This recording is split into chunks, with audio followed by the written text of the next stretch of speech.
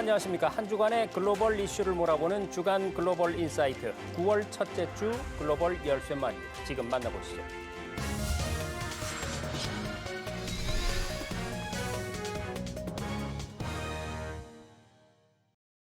네, 미국으로 소포를 보낼 때도 유의해야 될 것 같고 아무튼 여러모로 복잡해진 것 같습니다. 오늘 도움 말씀 주실 분 용인대학교 국제교류원의 박승찬 원장 나와 계십니다. 원장님 어서 오십시오. 반갑습니다. 예.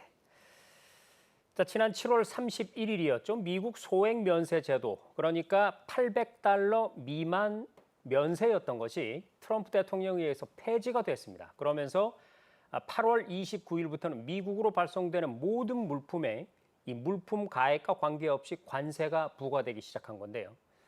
해당 관세는 수취인 부담으로 처리가 되고요. 자, 시청자들이 이해를 돕는 차원에서 교수님, 이 자세한 내용을 좀 정리를 해주시죠. 이제 올 것이 온 거죠.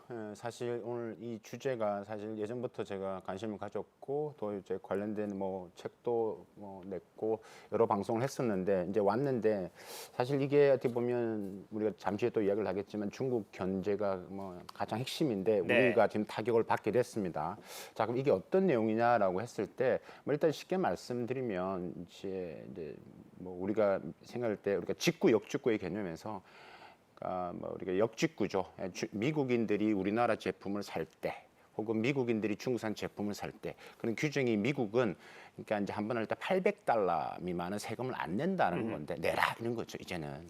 그래서 이게 이제 동부 시간이죠. 근데 지금 8월 29일 날 뭐 오전 12시 1분 기준으로 시작이 됐고 이제 뭐 발송지든 운송 방식이든 뭐 신고 가격이든 뭐 관계없이 모든 이제 우리가 흔히 말하는 택배죠. 이런 물품에 대해서 들어오는 거에서 다 이제 세금, 뭐 관세, 그다음에 세금, 수수료를 부과하겠다라는 겁니다. 그러니까 미국이 이렇게 한 근거는 뭐냐면 결국 그러니까 지금 결국 국가 비상 상태가 지금 벌어졌다. 즉 국가 비상 경제 권한법에 근거를 해서 했는데 그게 이제 크게 두 가지입니다. 펜타닐. 그러니까 예전에 로버트 라이트 하이저 전 USTR 대표가 도대체 중국에 들어오는 그 어마어마한 물품 택배 안에 무슨 물건이 들은 줄 알고 미국인들은 사느냐라고 막 그렇게 막 강변을 했던 적이 있었거든요. 그래서 펜타닐 불법 마약 부분들도 이제 없애겠다. 그게 이제 미국 사회를 지금 병들게 하고 있다. 그다음에 지속적인 무역 적자 이런 것 때문에 이제 발표를 했고요. 그 근거로 지금 백악관이 지금 이야기한 거 보면 지금 미국에서 압수된 여러 이제 문제가 되는 것들이 전체 환물의 90%가 다 이제 이런 택배를 통해서 소액 면세 제도를 통해 들어오고 있고 마약 같은 경우가 거의 98%가 이거로 들어오고 있다. 그다음에 특히 또 지재권이죠. 이 부분도 뭐 한 97%가 다 이 제도를 통해서 지금 미국 사회에 들어오고 있다. 그래서 지금 2024년도만 해도 지금 압수한 물품이 한 3,100만 개가 네. 넘는다고 합니다. 그래서 이게 앞으로는 뭐 지금 관세 구간에 따라서 소포당 뭐 $80, 뭐 $160, $200 이렇게 해서 뭐 수수료가 좀 뭐 구간이 또 달라지긴 하기 때문에 좀 매우 시청자 여러분 입장이 복잡하겠을 거로 보여집니다. 그래서 이런 부분에서 좀 이제 조심하셔야 될 부분이 매우 많다.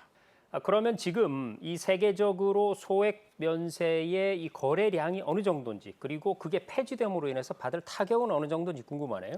일단은 뭐 미국 데이터를 좀 들여다 볼 필요가 있을 것 같습니다. 네. 그러니까 이걸 주관한 뭐 하는 게 결국은 이제 세관의 국경 보호국 을 또 자료를 봐야 될 것 같은데 그 자료를 보면 일단 2015년 10년 전이죠. 그때 당시만 해도 이제 통관 건수일 때 그 개수로 봤을 때 약 한 1억 3,900만 건이 정도 됐는데 2023년도에 한 이게 600% 이상의 폭증을 합니다. 네. 그다음에 작년 같은 해도 지금 13억 한 6만 건이라고 하는데 실제는 더 된다라고 하죠. 그래서 이게 금액으로 환산할 때 약 한 650억에서 660억 달러 정도 된다고 합니다. 그래서 이만큼 되는 규모고 타격이 지금 여러 생태계에서 나타날 것 같습니다. 일단은 지금 뭐 우리가 뭐 알리익스프레스나 테무, 쉬인 이런 중국 이커머스도 있지만 미국의 이런 유통 전자상거래도 영향을 받을 수밖에 없다. 네. 거래가 줄어들기 때문에.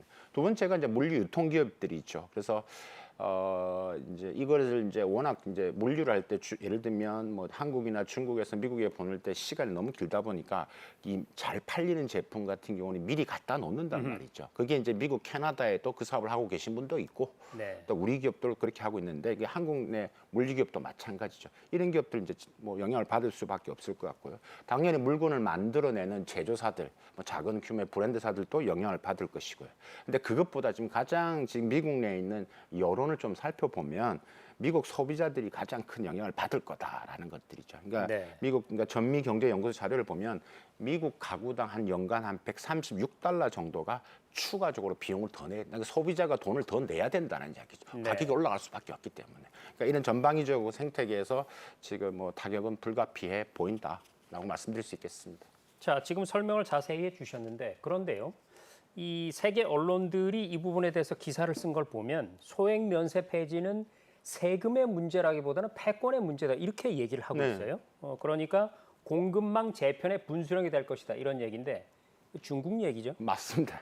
예, 사실 저도 좀 모두 서두에서 말씀드렸다시피 결국 미국과 중국 간에 있는 패권의 한 축이라고 보시면 돼요. 네. 그러니까 메이드 인 차이나 제품에 미국에 들어오는 것을 막겠다라는 게 출발점이고요. 그럼 중국만 하면 되지 왜 전 세계적으로 다 하느냐라고 봤을 때 사실 중국만 하면 이게 완전 중국만을 또 타겟팅하기 때문에 또 이게 이슈가 될 수가 있고 네. 또 보복을 당할 수 있기 때문에 그런 측면도 있고 두 번째는 지금 우리가 지금 알리익스프레스나 테무가 지금 한국에 들어와 있지만 이 제품들이 한국에서 통해서 또 미국으로 들어가는 게 또 많이 있다는 겁니다. 그러니까 그것까지 같이 막겠다라는 겁니다. 그런 부분들이 있기 때문에 이게 뭐 100% 저는 중국을 견제하는 게 맞다라고 보여지고 이것을 패권의 관점에서 보는 게 맞는 것 같고요.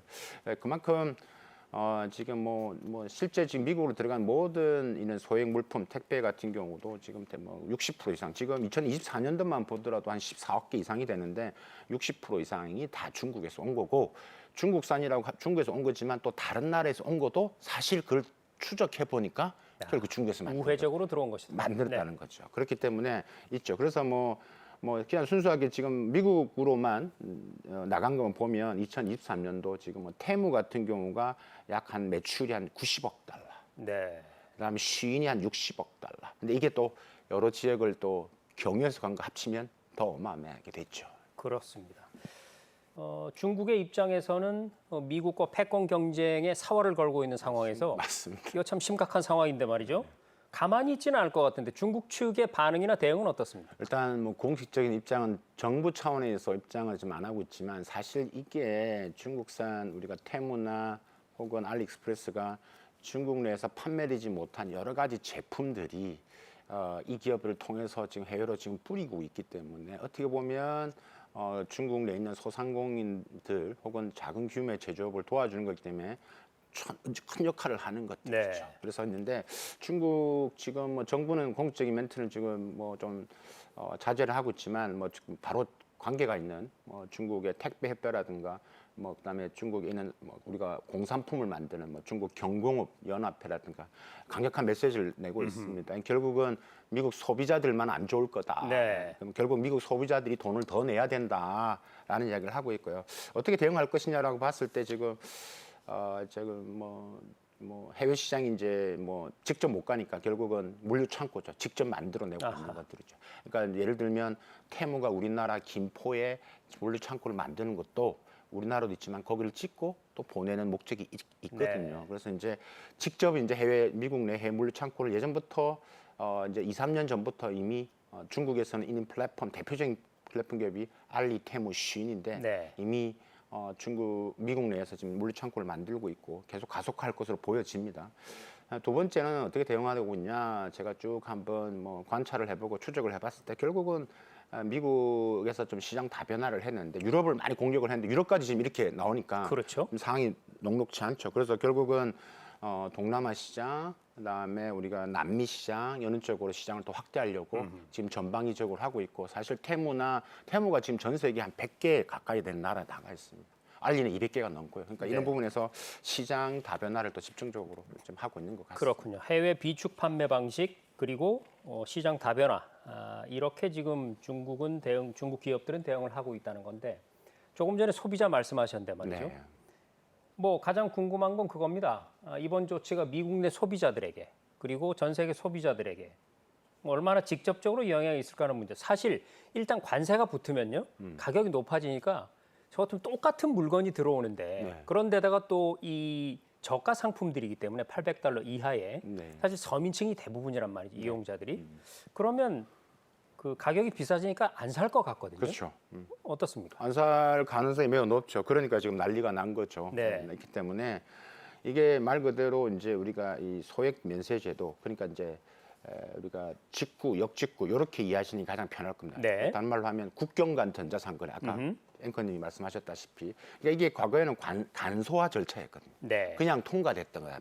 근데 이게 뭐 어떻게 하겠다? 정식 통관을 하겠다라는 겁니다. 그렇기 때문에 시간이 일단 길어지죠.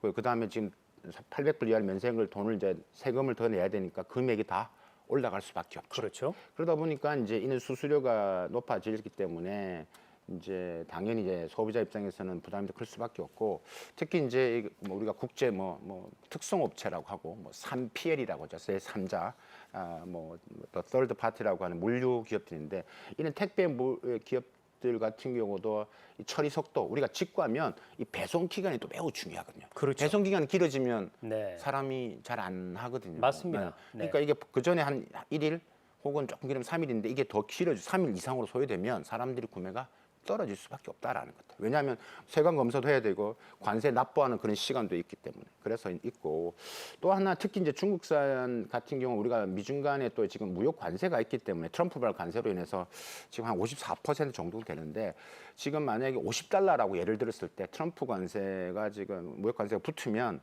관세랑 뭐 종량세가 붙으면 예를 들어 $50 기준했을 때 지금 중국산 제품은 한 8, $90 뛰고 그건 더 안 팔리겠죠. 그렇게 네. 많이 뛰는데. 그렇죠. 한국 같은 경우는 그래도 중국에 비하면 $50 기준일 때면 $57.5 정도 되는데, 어쨌든 중국 입장에서는 이런 방법으로 과거에 했던 기존의 방식으로는 당연히 소비가 미국의 매출이 떨어질 수밖에 없는 구조다. 네, 이 얘기를 들어보니까 이 K역 직구, 사실 교수님이 대통령도 언급을 할 만큼 그동안 꽤 상승세였다는 건데 어느 정도였습니까? 네, 우리가 사실 직구를 많이 했지 역직구가 좀 적었거든요. 네. 근데 최근에 이제 이런 상승세가 좀 이어지고 있기는 합니다. 그러니까 통계청 자료를 좀 보면 올 상반기까지 좀 데이터를 들여다보면요. 그러니까 이제 미국으로의 온라인 직접 판매, 그러니까 역직구죠. 아까 말씀드린 네. 역직구 판매액이 2,838억 원 정도 되거든요. 이게 이제 그러면 어느 정도 되느냐라고 했을 때 뭐 중국이 압도적이니까 당연히 중국은 1등일 거고, 네. 그다음에 일본이 한 3,258억 달러니까 좀 우리보다 조금 많죠. 네. 근데 뭐 사실 중국 같은 경우는 면세점 구매, 간접 구매도 막 이루어지기 때문에, 그러니까 순수 역직구, 그러니까 미국인들이 우리나라의 사이트에 들어와서 구매를 해서 나가는 이것만 봤을 때 지금 K 역직구의 지금 성장은 확실히 좀 빨라지고 있다라는 것을 보여지는 정말 좋은 일이죠. 이게 지금 작년 것만 데이터를 보면 미국 대상 역직구가 지금 성장이 전년 대비, 즉 2023년 대비 한 34.2% 증가를 했습니다. 중국은 2.4%. 그러니까 지금 이 달리 테무 시인에 대해서 미국이 계속 패권으로 보고 계속 지금 했기 때문에 자꾸 줄어들고 있고, 네. 일본이 1.8%니까 우리가 압도적으로 좀 증가 추세에 있다. 그렇네요. 그럼 왜 이렇게 만들어 나오느냐? 그럼 결국은 우리가 강조를 하는 한류 콘텐츠, 그다음에 뭐 SNS 마케팅 뭐 등등의 이런 이미지가, 또 이런 브랜드 가치가, 국가의 브랜드 가치가 결국 이제 이런 K 역직구도 성장을 견인했다라고 이제 말씀드릴 수 있을 것 같습니다. 사실 뭐 대기업들이 아니라 중소규모 작은 기업들 판매자들이 큰 타격을 받는다니까 더욱 우려가 네. 되는 게 사실인데요. 업계가 잘 감당을 해내야 될 텐데 업계는 어떤 대응책을 마련하고 있고, 그리고 정부는 또 어떤 점을 지원을 좀 해줘야 될까요? 사실 업계 같은 경우는 지금 우리가 이런 분위기를 하려기 위해서 많은 노력을 많이 하고 있는데, 각 뭐 K 뷰티, K 푸드, 그다음에 뭐 K 패션 뭐 이런 다 지역마다 다른데 결국 핵심은 두 가지입니다. 어떻게든 간에 브랜드 가치를 올려야 되는 측면이 있죠. 그러니까 그런 이제 자기의 가치, 브랜드 가치, 그러니까 기업 브랜드, 제품 브랜드를 올리는 측면과, 그다음에 또 이걸 피해가기 위해서는 결국은 이제 그 현지의 물류 창고에 어떤 연결을 만들어내는 걸 해야 된다. 이런 노력을 할 필요가 있는데, 사실 이건 기업, 중소기업 입장에서 어렵잖아요. 네. 어렵기 때문에 결국은 정부가 이런 역할을 해줘야 됩니다. 그래서 정부가 지금 하고 있는 것도 우리 측면에서 우리 중소기업을 위한 통관 절차를 간소화한다든가, 특히 뭐 현지에 있는 공동 물류센터를 통해서 우리 중소브랜드를 들어갈 수 있게끔 만들어주는 노력도 필요할 것 같고요. 지금 또 해외 마케팅 지원금도 지원을 한다니까 이런 부분들이 함께 진행된다라면 잘 극복할 수 있지 않을까라는 생각이 들고요. 좀 지속적으로 우리 정부가 특히 관세 부분들 이런 부분에서 또 사실 중소기업들은 어떻게 관세를 최적화해야 되고 잘 활용해야 될지를 잘 모르거든요. 이런 것들도 많은 좀 정책 설명이라든지 걸 통해서 우리 중소기업들한테 알려주는 노력이죠. 뭐 자금 지원, 뭐 정책 지원도 중요하지만 이런 것들을 어떻게 체감할 수 있도록 우리 중소 브랜드들이 그런 노력들을 이제 앞으로 더 많이 하셔야 될 것 같습니다. 네. 달라진 상황에 타격을 덜 입을 수 있도록 그리고 기회로 활용할 수 있도록 민관이 함께 발빠르게 대응을 해야겠습니다. 지금까지 용인대 박승찬 교수였습니다. 교수님 고맙습니다. 감사합니다.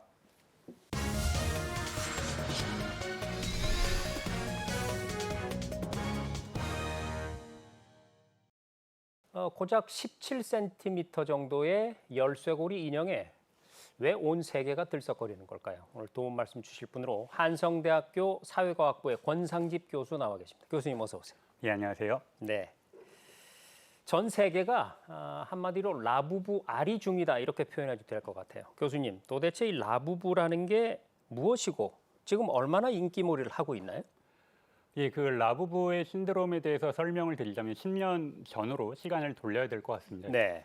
2015년에 홍콩의 일러스트레이터 카심룽이라는 작가가 북유럽 신화에서 영감을 얻어서 몬스터랑 요정이 함께하는 공간이라는 걸 창조했습니다. 네. 그러니까 본인의 생각이죠. 네. 예, 그때만 해도 몬스터 캐릭터였는데 2019년에 팜마트가 아트토이라는 어떤 신드롬에 맞물려서 이거 좋은 작품을 낼 수 있겠구나라고 해서 협업을 했는데 6년 전에 출시했을 땐 그렇게 성공을 하지 않았습니다. 네. 근데 인기 폭발의 도화선이 됐던 게 2023년에 이제 블랙핑크의 멤버 리사였죠. 리사. 네. 리사가 태국인이거든요. 네. 유튜브 구독자 수가 800만이 넘고요. SNS의 팔로워 숫자가 1억 명이 넘습니다. 근데 리사가 이제 거기에 대해서 라부부가 너무 좋다라는 이제 영상을 자꾸 업로드하니까 세계적인 효과를 발휘한 거죠. 네. 그래서 급속도로 판매가 돼서 사실은 단가가 2만 원에서 10만 원, 어떻게 보면 세트로는 20만 원까지만 판매되는 상품이었는데 네. 지난 6월에 이제 엄청나게 글로벌 토픽으로 화제가 됐던 게 2억 500만 원의 초기 이제 라부 피규어가 판매됐습니다. 그래서 지금 품귀 현상이 발생하고 있고 전 세계에서 라부부를 구할 수가 없다라는 그 목소리가 계속 이어져 나오고 있습니다. 네. 뭐 캐릭터가 좋고 트렌드를 따라가고 여기까지는 다 알겠는데 하지만 전 세계에서 얼마나 많은 종류의 인형들이 만들어지고 있는데요. 그걸 따라간다고 해서 다 성공할 것 같으면 이미 성공한 인형들로 가득 차 있겠죠. 특별히 라부부만의 성공 비결, 팜마트를 빼놓을 수가 없겠죠. 네, 그 2010년에 만들어졌는데 팜마트 처음에 잡화점이었습니다. 네. 그러다가 이제 아트토이 장난감에서 새로운 성장 동력을 확인할 수 있다라고 생각을 했고요.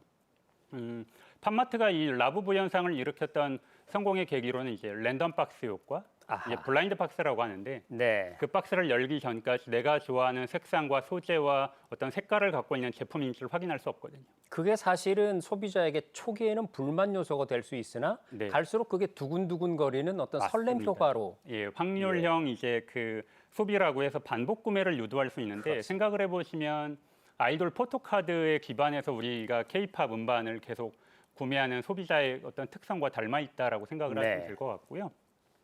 놀랍게도 중국에서도 이게 내부 비판이 있었습니다. 이렇게 판매하는 것이 맞느냐라는 비판이 있었는데 글로벌 신드롬이 있자마자 중국에서 이런 목소리가 사라졌어요. 굉장히 독특한 현상이죠. 그리고 한편으로는 이제 라부부에 과연 서사가 없는 것이냐라고 할 때 저는 좀 생각이 다른 게 21세기 서사는 고유의 내러티브가 아니라 어떤 쇼폼이기 때문에 짧은 시간 내에 모든 사람이 관심을 집중할 수 있는 독특한 현상을 만들어낼 수 있느냐.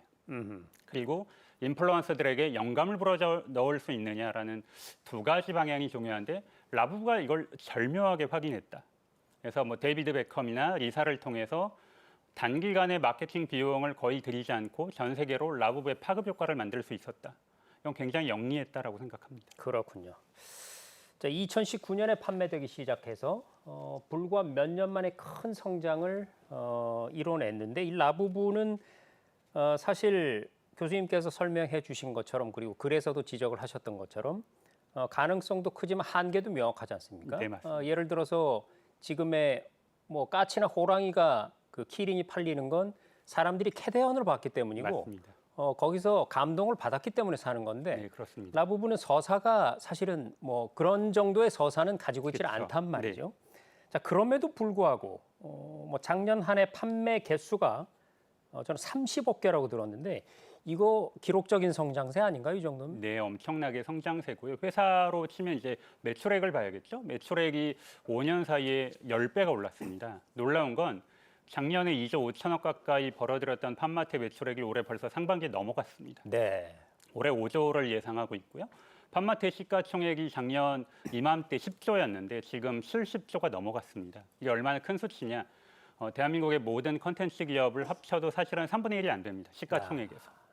그리고 현대자동차가 53조인데 현대자동차보다 더 넘어섰죠. 네. 그렇다면 단순히 많이 팔렸기 때문에 시가총액이 올라갔느냐라고 보기에는 팜마트의 라부부는 이미 질적인 측면에서도 인정을 받고 있다. 네. 그 유의미한 징표가 프랑스 루브르 박물관에 들어간다는 건 굉장히 높은 문턱을 강조하거든요. 네. 내일 루브르 박물관에 중국 장난감 최초로 입점이 됐습니다. 음흠. 또 미국 타임스 스퀘어에 입점이 됐는데 미국에 이제 입점한다는 건 전 세계 글로벌 시장에서 팬덤이 있다는 뜻이거든요. 네. 그래서 이제 언론에서는 30개국 521개 매장을 운영하고 있다고 하는데 최근에 제가 팜마트 이제 홈페이지를 보니까 571개로 늘어났습니다. 정말 빠르게 성장하고 그렇네요. 있다라고 네. 생각하시면 되겠습니다. 자, 이제 그러면 우리 글로벌 인사이트만의 강점 외연에서 내면으로 한번 시선을 돌려보겠습니다. 라부부가 중국의 소프트 파워로 확장했다. 이런 평가가 많이 나오고 있습니다. 그런데 교수님, 실제로 올해 조사된 이 글로벌 소프트 파워 지수에서 중국의 순위가 상당히 높았다고. 네, 그 컨설팅 회사 브랜드 파이낸스가 올해 소프트 파워 조사를 했는데 이 소프트 파워 조사는 국가의 광의적인 범위의 소프트 파워라고 생각을 하시면 되겠고요. 네. 크게 인지도와 명성, 영향력을 토대로 그 국가의 비즈니스 무역, 국제 관계, 교육, 문화적인 파워, 또 사람과 가치에 대한 어떤 영향력을 조사했는데 놀랍게도 중국이 올해 미국 다음으로 2등을 차지했습니다. 그동안 이제 확고한 2등이 영국이었는데 영국을 꺾었다는 데 대해서 중국 내부에서 굉장히 자신감이 많이 붙은 상황이고요. 한편으로는 한국은 대한민국은 K 콘텐츠 때문에 굉장히 우리가 소프트 파워가 앞서 있는 거 아니냐라고 생각을 하는데 물론 많이 올라가고 있습니다. 세계 12등을 했고요. 네. 가장 단기간에 많이 올라갔지만 우리가 과학기술과 이제 문화적 파워를 확보했기 때문에 12등까지 입증을 했는데 더 나아가기 위해선 국가 전반적인 신뢰도와 투명성을 확고하게 더 갖춰야 된다라고 네. 생각을 합니다. K 컨텐츠의 성장 멈출 수 없는 이유 들어본 것 같습니다. 얘기를 나누면 나눌수록 이 캐릭터 문화 산업의 힘이 참 대단하긴 대단한 것 같습니다. 근데 이 시점에서 이제 세계적으로 큰 성공을 거둔 캐릭터들을 한번 돌아보고 싶은데 말이죠. 저는 뭐 이렇게 얘기하면 제 연식이 드러나지만 어릴 적에 제가 푹 빠졌던 전 세계 아이들을 사로잡았던 미키마우스가 떠오르는데요. 사실 미국 소프트 파워를 대표적으로 보여주는 캐릭터 아니겠습니까? 맞습니다. 근데 미키마우스 앵커님이 뭐 연식이라고 설명하셨는데요. 그렇게 생각하실 필요가 없는 게 미키마우스가 올해 한국 사람 나이로, 그러니까 사람 나이로 치면 97세인데 네. 디즈니 내부에서는 그런 말을 합니다. 1930년대생부터 2020년대생까지 끊임없이 영감을 불어넣어주고 있다. 네.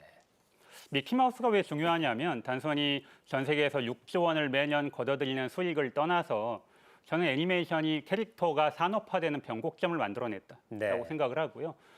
미키마우스 때문에 테마파크가 최종 컨텐츠 산업의 지향점이라는 게 확인이 됐습니다. 그러니까 밸류체인이 된 거죠. 캐릭터가 애니메이션이 되고 또 애니메이션이 영상으로 만들어지고 그게 결국 테마파크로 이어지는 변곡점을 만들어냈다. 그렇다면 캐릭터는 우리가 단순히 보는 것이 아니라 보고 듣고 즐기고 경험하는 곳이다라는 걸 만들었기 때문에 네. 미키마우스는 여전히 우리가 흔히 말하는 전체 애니메이션뿐만 아니라 컨텐츠 산업의 대명사다. 그래서 2020년대생들까지도 영감을 받고 있다라고 생각을 합니다. 네. 자, K컬처로 세계를 지금 휩쓸고 있는 대한민국이지만 중국의 소프트 파워가 이렇게 잘 나가는 상황에서는 우리 역시 상황을 주의 깊게 좀 지켜봐야 될 것 같습니다. 교수님, 우리는 이 소프트 파워 확장에 있어서 어떤 전략을 가지고 앞으로 임해야 될까요? 예, 먼저 중국을 말씀드리면 중국이 계속 K 컨텐츠의 역량이 전 세계로 확산되면서 배가 아팠던 것 같아요. 계속 네. 차단하고 통제하는 데 관점을 기울였는데 최근에 중국의 텐센트 경영진은 한국은 더 이상 중국의 하드 파워에 신경 쓰지 말고 소프트 파워에 신경을 써야 된다는 얘기를 하더라고요. 네. 자신감이 향상됐다라는 거죠. 네. 그러니까 중국의 전략을 보면 메이드 인 차이나, 중국에서 만들었다를 넘어서서 인벤티드 인 차이나, 중국에서 개발됐다. 여기가 이제 기술 굴기인데 그다음에 크리에이티드 인 차이나로 간다는 건 중국이 세계의 공장이라는 제조업의 국가에서 벗어나서 욕망을 충족하고 욕망을 만들어내는 생산지로 만들겠다. 즉 중국이 이제 문화에서도 이제 패권을 드러내고 있거든요. 문화 굴기. 네, 그렇습니다. 문화 굴기인데 하드파워는 전 그렇게 생각을 합니다. 국가의 야망을 충족하는 수단인데 네. 문화는 왜 중요하냐면 전 세계 모든 사람들의 머리와 심장을 장악하면서 그 열망을 이끌어내기 때문에 아하. 정량적인 성과로 비교할 수 없을 만큼의 엄청난 파급 효과를 만들어내거든요. 그렇다면 중국이 결국 문화 패권을 지향하는 데 있어서 1차적으로 신경 써야 될 국가가 바로 우리 대한민국인데 네. 문화 산업에 대한 규제도 중요하지만 앵커님께 제가 말씀드린 대로 한국 고유의 IP를 만들어야 된다. 네. 우리가 캐대언 열풍에 지금 심취해 있지만 아쉽게도 그 IP를 넷플릭스가 가져갔기 때문에 우리가 활용하는 데는 한계가 있거든요. 네. 그렇다면 아기상어뿐만 아니라 한국 고유의 애니메이션에서 굉장히 많은 슈퍼히어로들이 나왔습니다. 한국이 다행스러운 건 애니메이션과 웹툰에서 경쟁력이 꽤 있습니다. 그렇죠. 그렇다면 그 캐릭터들을 만들어서 애니메이션이 게임으로 되고 또 게임이 영화로도 돼서 결국은 테마파크로 이어진다면 중국의 문화 패권을 어느 정도 한국이 적절하게 통제할 수 있고 우리 역량을 계속 고유하게 발산할 수 있지 않을까라고 생각을 하고요. 한국형 혁신은 저는 제조업은 힘들다고 생각합니다. 어느 정도 한계가 있기 때문에 다행히 웹툰과 애니메이션, 영화, 드라마, 연극, 뮤지컬까지 지금 거의 모든 분야에서 한국이 앞서가고 있기 때문에 영상에서 벗어나서 네. 이제 고유하게 100년 연속 미키마우스 같이 영속성을 가져갈 수 있는 캐릭터를 만들면 한국의 문화 패권은 중국한테 빼앗길 가능성은 거의 없다라고 네. 생각을 합니다. 그러게요. 문화 산업의 각 영역에서는 각계약진을 잘하고 있는데 그걸 잘 연결시켜줄 고리가 필요하군요. 자, 중국의 소프트 파워에는요, 딥시크나 틱톡도 큰 몫을 한다고 들었습니다. 우리가 소프트 파워에 대해서 생각할 때 그 사고의 외연을 넓히는 것도 숙제일 것 같습니다. 지금까지 도움 말씀의 한성대 권상집 교수였습니다. 교수님 고맙습니다. 예, 감사합니다. 네, 지금까지 9월 첫째 주 글로벌 인사이트였습니다. 시청해주신 여러분 고맙습니다.